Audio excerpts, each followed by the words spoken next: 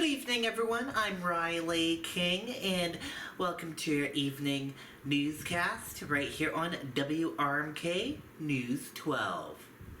Let's get started right now. Last night, Donald Trump told his supporters to give him a big win for today's primary. Yesterday, former President Donald Trump urged his supporters to give him a big victory in today's first-in-the-nation primary. With the number of Republican presidential candidates has declined, the list of influential Republicans endorsing Trump has grown.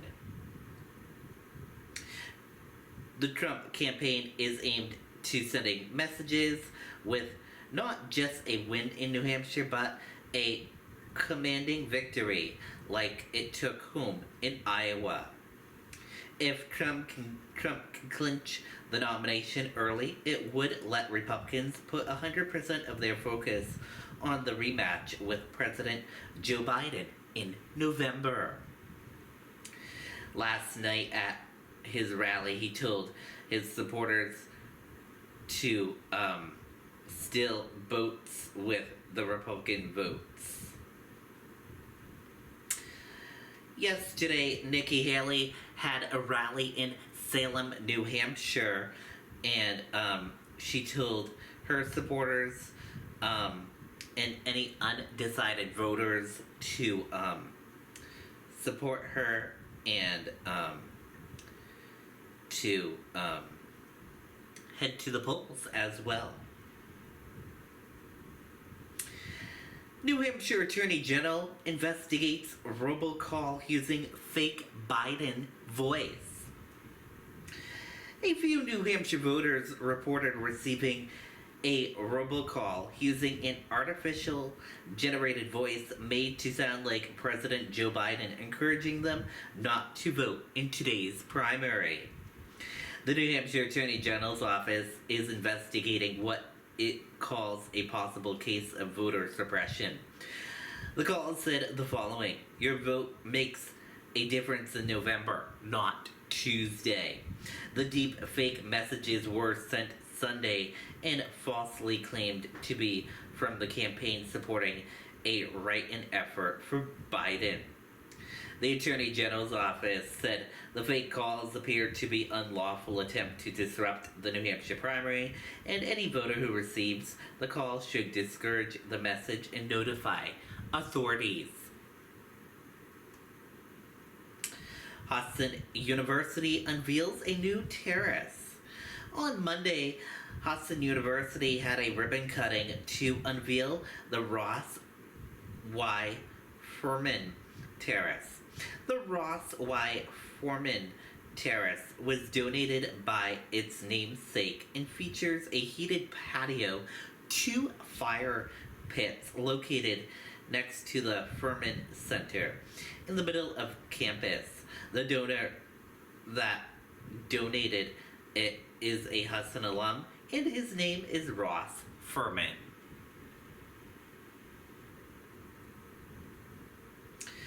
New Hampshire primary 2024. Nikki Haley wins all 6 votes in the midnight voting. Today is New Hampshire's first-in-the-nation primary. The tiny community in Dixville Notch was the first community in New Hampshire to officially kick off New Hampshire first-in-the-nation primary and cast their votes at the stroke of midnight this morning. All 6 registered voters of the community cast their ballots, all 6 voting for Nikki Haley. Among those who cast votes for Haley were 4 registered Republicans and 2 independents. Nikki Haley needs a strong showing in New Hampshire, wanting to establish herself as the main alternative to former President Donald Trump. Trump joined by Ramsey, Burgum, and Scott on New Hampshire primary eve. Last night, former President Donald Trump held a rally in Laconia, New Hampshire. During the rally, Trump was joined by three former GOP presidential candidates, including Senator Tim Scott, North Dakota Governor Doug Burgum, and entrepreneur Vikram Ramsey. All three encouraged New Hampshire voters to get out and support Trump during Tuesday's first in the nation primary. Trump also echoed those calls.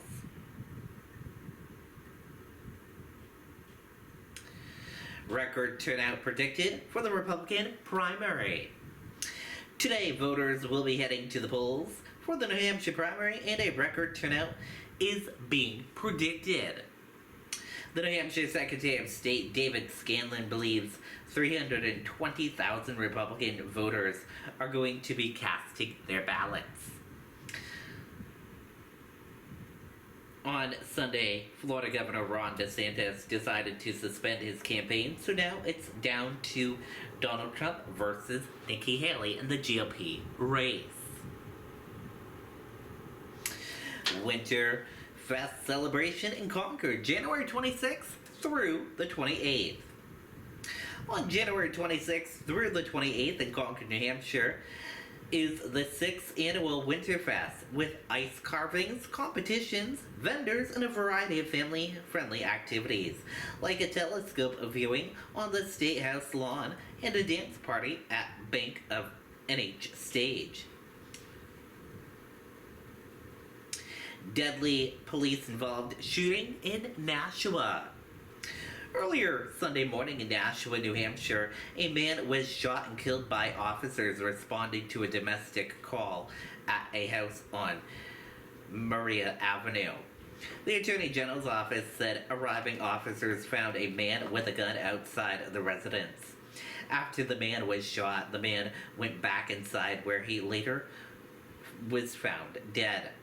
The name of the four officers who opened fire will not be released until formal interviews have been conducted. Dover Disability Residence receives project approval. Over in Dover, New Hampshire, the leaders of Our Place, which seeks to create residence for adults with intellectual developmental disabilities, received great news from the city's zoning board of adjournment. The zoning board of adjournment have approved a crucial variance which allows Our Place, a nonprofit working to provide housing opportunities and support services, to move forward with its project, converting the former Garrison Early Childhood Daycare Center. Concord man killed in Loudon Road crash. Last Friday on Loudon Road in Concord, there was an accident, and the man that never stopped at the red light and crashed into the back of other vehicles has died. James McBee, 45, of Concord, was traveling west on Loudon Road past the Everett Arena toward Fort Eddie Road around 11 a.m. in a 2022 Chevy Trailblazer when he slammed into other vehicles that were stopped at the light, pushing them into traffic. 6 vehicles in all were involved in this crash.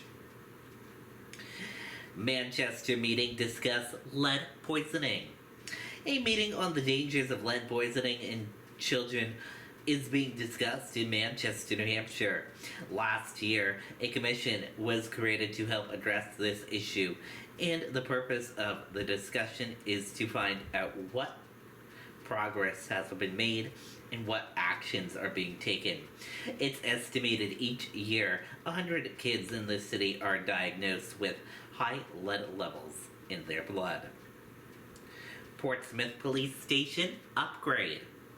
Portsmouth Police believe that by renovating their existing station and building an addition in front of it, they can create a modern community policing facility while keeping costs close to initial $42.2 million budget.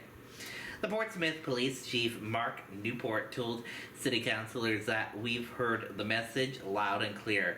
They want the new station to be part of City Hall complex on Junction Avenue. And that does it for this evening edition, right here on WRMK News 12. Thank you for watching. Have a great evening. I'll be back on air for election coverage later on this evening. Good night and goodbye.